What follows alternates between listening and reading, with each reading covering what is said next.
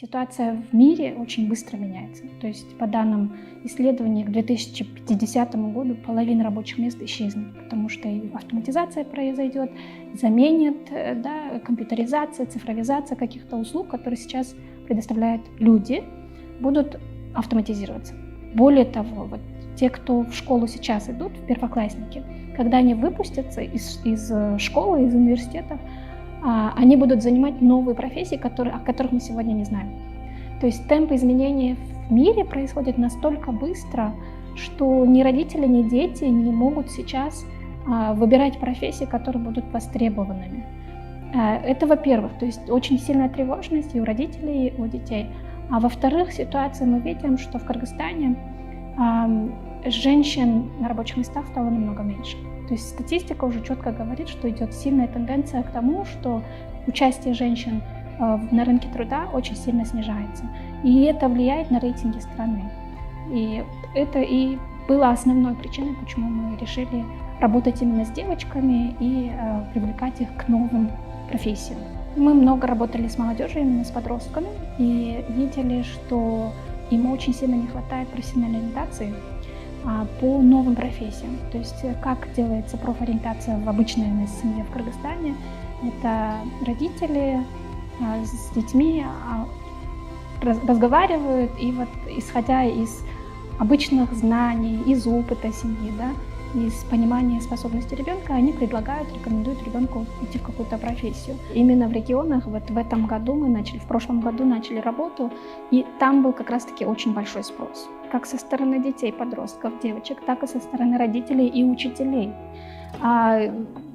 Например, расскажу пример. В Кызылкие мы приглашали около 50 учителей на обучение, на тренинг. К нам на тренинг пришло 90 человек. Девочки очень хотят учиться. Да, есть сложности с родителями, этого я не отрицаю, но мы работаем с родителями тоже. Очень часто в регионах бывает так, что приходят на наши тренинги для девочек родители. И мы очень радуемся, честно говоря, этому факту, потому что радует, что родителям интересно, они хотят узнавать, о чем этот будет проект, чему обучают их детей. Мы только поощряем, мы всегда приглашаем родителей прийти, посидеть. Вот у нас был случай, когда бабушка девочки в Нокате приходила на наши тренинги, отсидела все 5 дней тренинга. И мало того, что она поменяла свои отношения, она еще и пошла и в своем селе убеждала всех других родителей, что это очень хороший проект, полезный, и помогала нам продвигать наши цели. Мы видим, что дети, если им показать, что наука — это не что-то концептуальное, что-то теоретическое, применимо в нашей практической жизни, они начинают очень быстро это применять.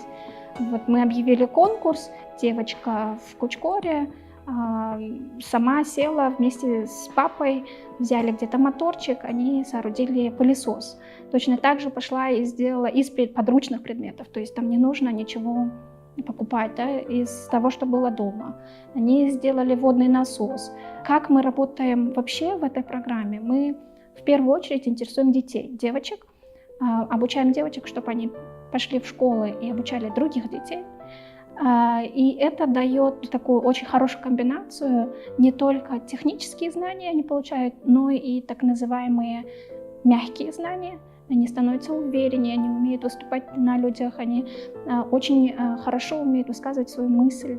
Далее мы работаем с родителями для того, чтобы тот выбор, который девочки сделали, получил поддержку. Потом мы работаем с учителями, и учителей обучаем именно как преподавать STEM и как его делать через проекты. То есть проектное обучение — это один из методологий, которым мы обучаем учителей. Они вовлекают детей, и вместо, опять-таки, теоретической, они реализуют какие-то проекты по своему предмету. Работаем со школьными администрациями, с Министерством образования. Таким образом, мы даем знания не только девочке, но и создаем для нее поддерживающую среду, чтобы тот выбор, который она сделала, она могла реально реализовать. Мы проработали в программе уже 3 года, и мы видим, что выпускницы программы очень сильно меняют свое направление. Очень много девочек в силу стереотипов приходили в программу и считали, что у них склонность к гуманитарным наукам, но мы помогали им поступать, и около 10 девочек у нас уехали за рубеж, учиться именно на технические науки, при этом получали стипендию, сейчас обучаются на стипендиальных программах. Один из таких ключевых индикаторов, который мы отслеживаем в ЮНИСЕФ, всей страновой программы, не только этого проекта, является доля молодых людей, которые не заняты, не обучаются и не находятся не в секторе образования. Сейчас очень большой гендерный разрыв есть. У нас 22% девочек в возрасте 15-24 лет находятся в этой категории. Если сравнивать с мужчинами, их 10%. То есть девочек более чем в 2 раза выше. Это вот тот возраст, 15-24, когда им нужно начинать либо учиться хорошо, либо начинать карьеру, да, активно, продуктивно. Это что значит? Что каждая 5-я женщина молодая ничем не занимается. Она либо замужем, либо дома. И, соответственно, это отложится в будущем на ее жизни. И наша цель, как ЮНИСЕФ, сократить, во-первых, количество доли молодых людей в этой категории, во-вторых, сократить гендерный разрыв, чтобы девочки меньше страдали в этом возрасте и могли также активно вовлекаться в продуктивную деятельность. Нужно сказать, что мы работаем с девочками, начиная с 7 класса. То есть первые выпускницы, то есть те, кто начали 3 года назад с нами работать, они только сейчас готовятся к ОРТ, поступать. Те девочки, которые были постарше, они выбирают, да, профессии в сфере STEM, очень успешные. Сказать, что мы повлияли на ситуацию в стране, еще очень рано. Почему? Потому что всего 3 года, небольшое количество детей. Одна из таких больших задач – это популяризация ролевых моделей женщин, которые выбирают технические науки, профессии в сфере STEM. Мы рассказываем об этих женщинах. Вот одна из послов программы – это Асель Сартбаева, кыргызская ученая. Вот такую коммуникационную работу мы проделаем на уровне всей страны. Мы очень хотим, чтобы девочки видели эти ролевые модели и стремились стать такими же.